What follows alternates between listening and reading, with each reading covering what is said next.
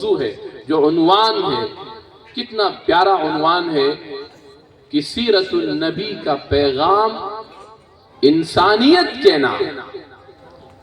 سیرت النبی کا مطلب ہوتا ہے کہ محمد صلی اللہ علیہ وسلم کی جو جیونی ہے، آپ کی جو زندگی ہے، آپ کی جو بائیوگرافی ہے، آپ نے جو پوری زندگی گزاری ہے، آپ نے کس طرح پوری انسانیت اور سمست مانو جاتی کی آپ نے کیسے رہنمائی فرمائی۔ اگر بلا تفریق مذہب و مسلک دنیا کے اندر سارے دھرم کے ماننے والے اس بات پر آ جائیں کہ جو محمد صاحب نے مارگ درشن دکھایا ہے ہم اس کے مطابق اپنا جیون ویتیت کریں گے، تو میں قسم کھا کر کہتا ہوں، یہ ضمانت دیتا ہوں کہ اس دور کا جتنا کرپشن ہے، جتنا بگاڑ ہے، جتنی بد اخلاقی ہے، جتنا ظلم ہے، جتنی اتیاچار ہے، جتنی ناانصافی ہے، سب ختم ہو جائے گا۔ لیکن آپ کس منہ سے کہیں گے؟ آپ تو خود اپنے نبی کو اخلاق کے اعتبار سے، قانون کے اعتبار سے، ان کی پیاری جیونی کے اعتبار سے کیا آپ مانتے ہیں؟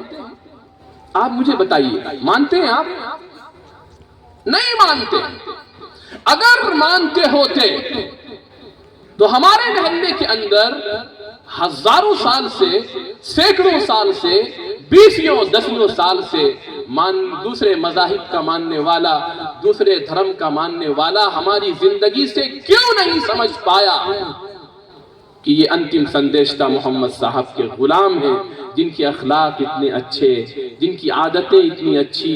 جن کا محبت کا انداز، پیار کا انداز، زندگی گزارنے کا انداز اتنا خوبصورت ہے۔ اس کا صاف مطلب یہ ہے کہ ہم اپنے آقا کی زندگی سے ہٹے ہوئے۔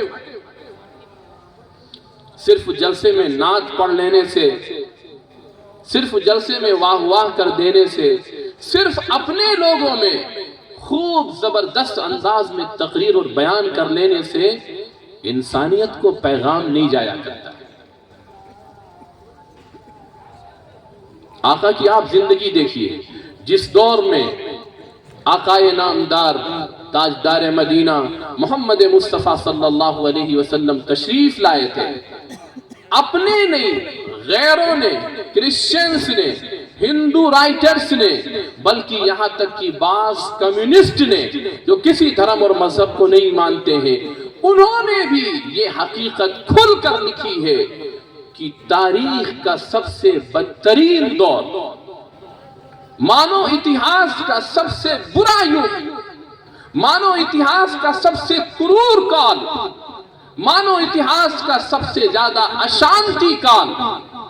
اور ہیومن پیریڈ کا سب سے زیادہ کرپٹڈ اور ڈارکسٹ پیریڈ وہ وہی تھا جس میں محمد صلی اللہ علیہ وسلم نے آنکھیں کھولی تھی۔ مکے کا وہ دور جس کے بارے میں آپ سارے رائٹرز کی کتابوں میں پڑھ ڈالیے، بھیانک دور تھا، جہاں ہر طرف ظلم ہی ظلم، جہالت ہی جہالت، ہر طرف حق تلفی،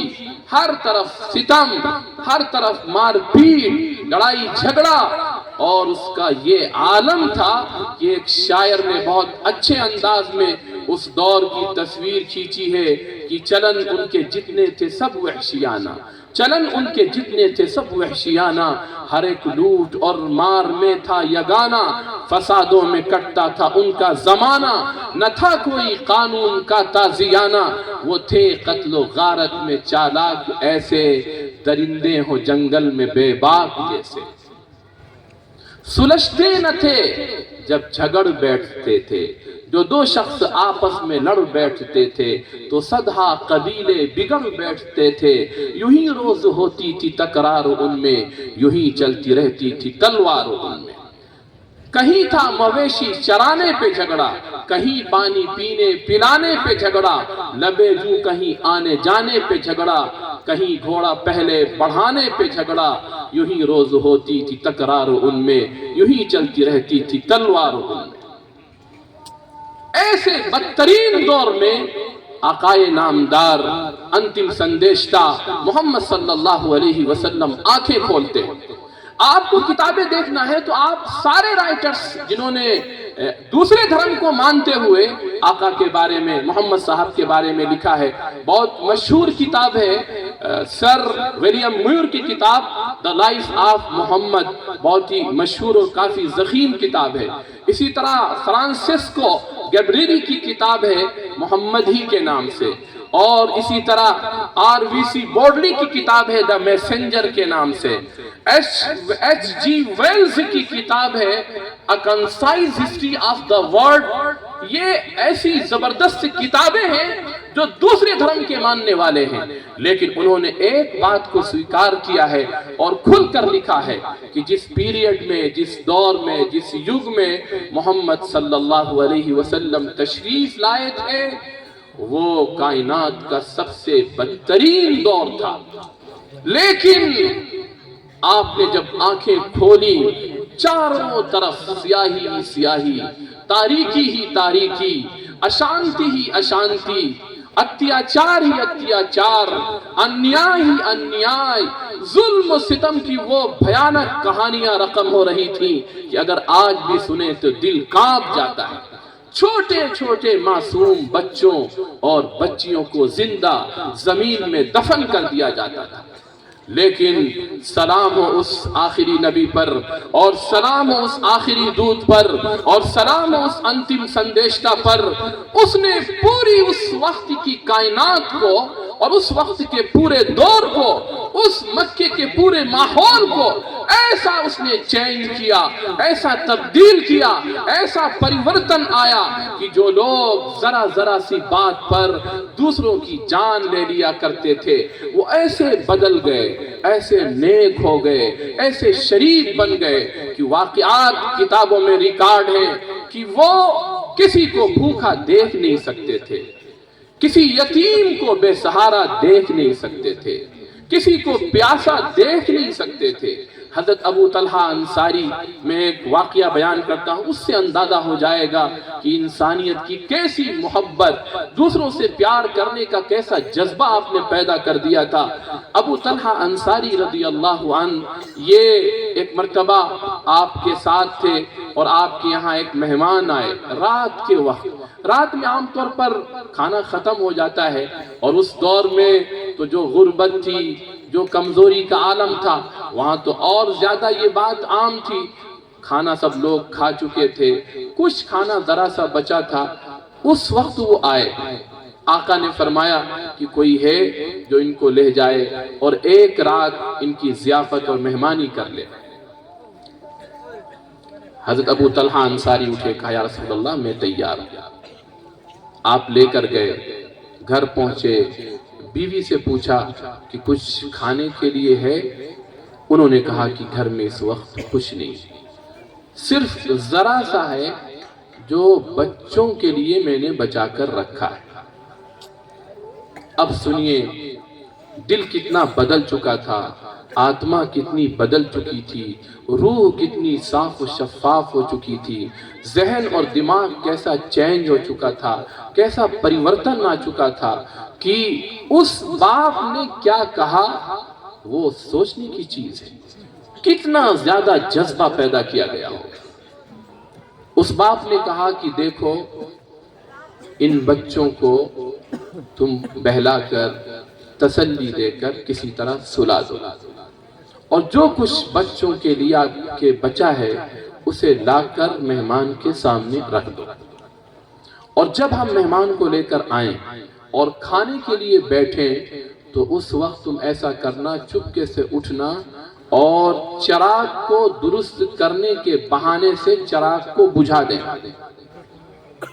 اور مہمان کھاتا رہے گا، میں بھی اس کے ساتھ بیٹھ کر ہاتھ چلاتا رہوں گا تاکہ مہمان کو لگے کہ میں بھی کھا رہا ہوں.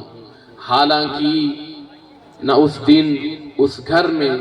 ان کی بیوی نے کچھ کھایا تھا، نہ ان کے شوہر نے کچھ کھایا تھا، جو کچھ تھا وہ ان کے بچوں کے لیے بچا ہوا تھا.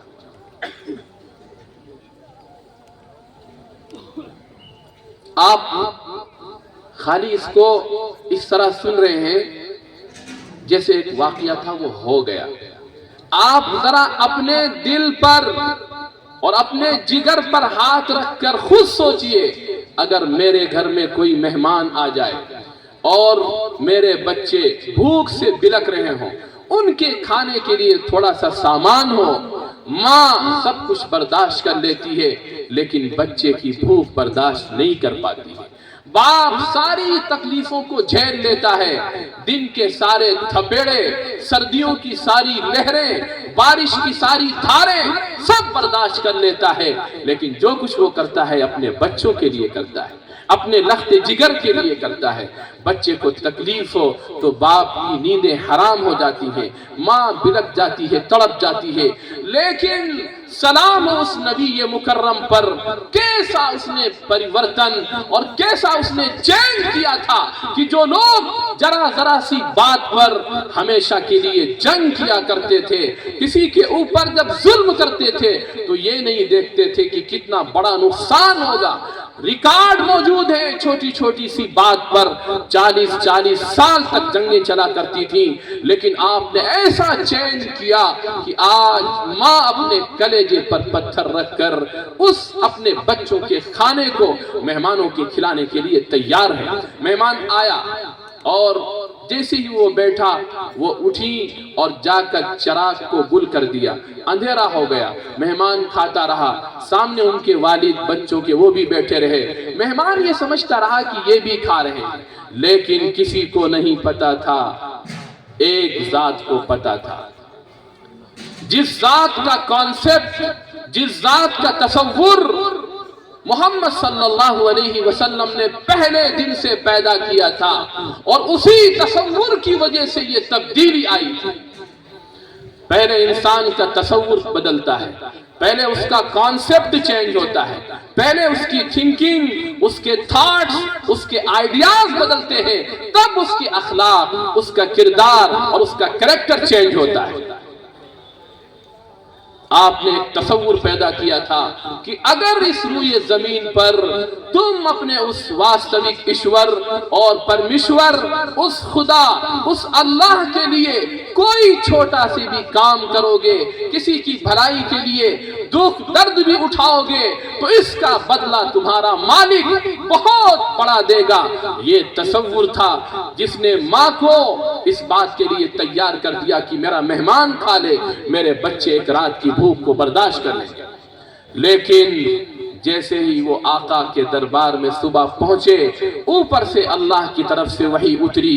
اور ان کی تعریف کی گئی، وَيُؤْثِرُونَ عَلَىٰ أَنفُسِهِمْ وَلَوْ كَانَ بِهِمْ خَصَاصَةٌ۔ اے محمد صلی اللہ علیہ وسلم، آپ کے ساتھیوں میں کتنے نیک اور کتنے اچھے لوگ ہیں جو اپنی ضرورت کو دبا کر دوسروں کی ضرورت پورا کرتے ہیں۔ کیسے یہ چینج، کیسے یہ تبدیلی آ گئی، کیسے اتنا بڑا پریورتن ہو گیا؟ یہ سوچنے کی بات ہے، اس کے پیچھے راز کیا ہے؟ اس راز کو سمجھنے کی ضرورت ہے۔